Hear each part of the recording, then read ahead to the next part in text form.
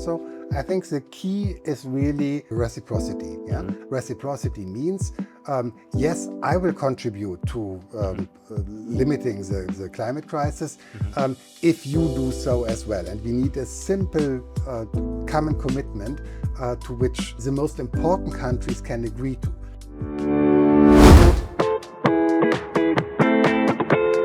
So we're back with Professor Klaus Schmidt, one of the world's most renowned economists. Isn't it good if the rich people embrace green technologies like electric vehicles? Yes. I think I've been blessed to live in a world of plenty. There's certainly people with plenty more than me, but I noticed that within my group of friends, people who start to use electric vehicles start to embrace green technology altogether, and they're the people that own the companies. So this is definitely a very good thing, and what I like most about it is that this helps us to drive down the costs of these new technologies. Yeah. So what gives me most hope that we will be able to solve the climate problem is the fact that for many technologies like solar panels or wind turbines or batteries, electric vehicles, and so on, the costs have come down dramatically. Yeah. So the most impressive example is photovoltaics. So there, the cost of these solar panels went down by more than 90% over the last 12 years. And this is just amazing.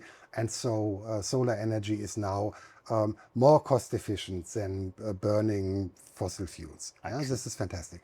And we need the same thing for the electric vehicles. Why? Because I think it's very unlikely that we will convince people to give up all the amenities. People want to drive, and in particular people in the global south, they also want to enjoy the same living standards that we are enjoying, and to tell them, look, you now have to sacrifice, you are not allowed to drive or to have air conditioning or to heat your homes or whatever.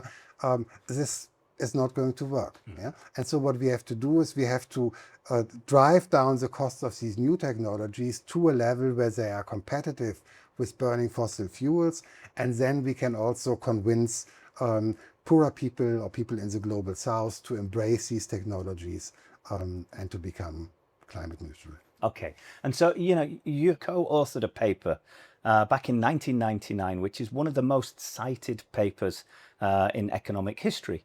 And it's actually changed the way that we actually look at economic theory. And before I go into detail, maybe, Klaus, you could just explain to us a little bit about how that paper actually got made. What brought you to the point that you wanted to research into basically the question, are people just greedy? Is all of business based on greed, or is there something else out there? How did you get to that point? The traditional economics is based on the model of the Homo economicus. Yeah? So a person that is perfectly rational, that is only interested in its own material well-being, and that maximizes its utility. Yeah?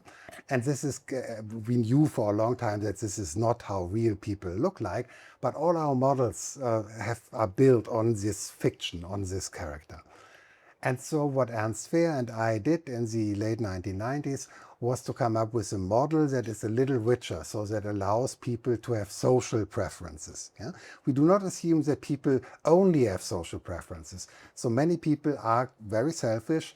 All people care about their own material well-being, yeah? But to some degree they also care about other people. They are maybe altruistic, they may envy other people, they may be reciprocal, and these are characteristics that are very important for many economic decisions they are taking. Yeah? Okay. And this also applies to climate change and how people are behaving with respect to this question. Yeah?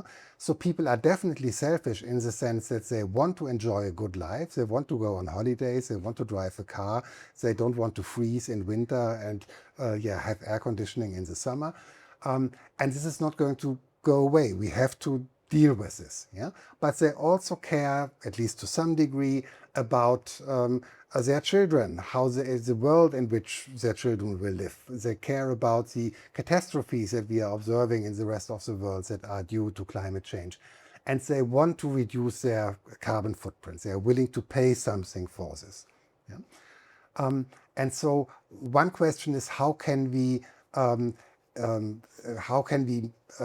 get this pro-social behavior um, uh, how can we make this um, effective, that it really has an impact on the climate emissions that people have. So we take the theory and actually take it out of the classroom Yeah. and put it then into industry, put it then into society.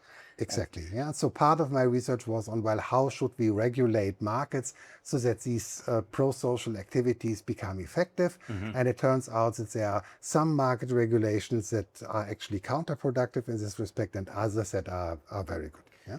But there is an other aspect where social preferences and reciprocity is extremely important. And this is when it comes to international cooperation. Yeah. So the main problem with climate change is that it's what is called a global public good problem. Yeah. So if Germany produces CO2 emissions, or let's put it differently, if Germany reduces its CO2 emissions, then the cost of reducing these emissions has to be borne entirely by Germany. Yeah? But the benefit accrues to the entire world. It accrues to all 8 billion people. Yeah? And Germany has only 1% of the total world population. Yeah? So we are getting only 1% of the benefit, but we have to bear 100% of the cost. And this induces a free rider problem. So from a rational perspective, Germany has no incentive whatsoever to engage in climate change. The only reason why we are doing this is because of our bad consciousness and because of our pro-social behavior. But this is not enough. This will not be sufficient in order to solve the problem. Yeah? If we want to solve the problem, we need international cooperation. We need to come to an agreement that all countries are reducing their emissions, and this must be based on reciprocity. Okay, and how does that fix together? How does that fit together with the Paris Agreement? So I know this is something you've also spoken strongly about in the past. Right. So the Paris Agreement is an agreement that at first glance looks very good. Yeah, and it is very good because all the nations on the world agreed to a common goal. The common goal that we want to limit climate change, if possible, to 1.5 degrees. This is no longer achievable, yeah, but still there is this consensus. Yes, we have this problem and we should do something about it. So this is good. Yeah. What is not good is that what the countries want to do against climate change is completely voluntary. Yeah, and it's these are individual contributions to this problem. So Germany has to declare, or the European Union will declare, we are doing this, and other countries are declaring what they want to do. But this is completely independent of each other. And there's this free rider problem kicks in. So each nation has an incentive to contribute too little to this problem, to reduce its emissions too little. And what we are observing is that the commitments that the countries made in the Paris Agreement are far too small in order to solve this problem. And I think we're seeing as well that a lot of the commitments that were made are actually not turning into reality as well. And even what is written down there is not worth the paper it's written on. You know, I recently read that Australia, I think, has the highest percentage of solar production. So I think every third house in Australia has a solar panel, and they're actually carbon positive in the sense of energy positive. They create more energy than they use. So that basically means every third house is somehow creating energy for the neighbours. Now, without going into all the, you know, the microeconomics about whether they pay that, sell that back and things like that. But what I also recently read is that Australia has also just signed policies to open up new oil fields. And I know that Greenpeace were recently sailing past the Rainbow Warrior to protest about an area where they wanted to actually, I think, get natural gas out of the ocean bed in one of the largest coral areas. How does that work together? How can Australia be so progressive on the one side and so backwards looking on the other side? Well, I mean, Australia has excellent conditions for solar energy, yeah, and so it's profitable for many households to have their own solar panels on their roof and to produce their energy by themselves. But at the same time, it's also very profitable for Australia to sell its huge resources. Yeah? In particular, the fact that they are selling so much coal and producing so much coal and exporting it to all over the world is a huge problem. It's not just Australia. Yeah? If you think about Norway, Norway is the most progressive country in many respects. 90% of all cars are electric vehicles there, and they are extremely climate conscious, but they produce huge amounts of natural gas that is sold all over the world. And that they use in order to have this state fund that has accumulated now, I don't know, several €100,000 for each Norwegian person. Yeah? And it would be asking for a lot to ask the Norwegians or the Australians not to use these natural resources. Yeah, they have a very strong incentive to exploit them and to sell them. And if we don't come to an international agreement that we all refrain from doing this, then I don't think that it will be possible to convince individual countries to do this on their own. I'd love to go into detail about that in just a minute, but I'd like to sort of swerve back to the whole free rider principle. Yeah. If I think about like Norway, it's brilliant that you brought it up, Yeah. because I recently was just watching something about the history of Norway, and really it was quite a poor country up until around, I think, the 50s, and similar as well in the Gulf states. They weren't actually taking oil out of the ground until I think late 1960s, something like that. So you can see how it can really transform a region so incredibly quickly. And I'm asking myself, okay, so can we do the same with green technology? Can we actually create local economies that are going to be booming because they're so progressive and so ahead? If we see how quickly we got to the point that a nation can change from being Norway, I think, a predominantly kind of fishing nation that's not particularly rich, to really a world that everyone, or a country that everyone looks up to.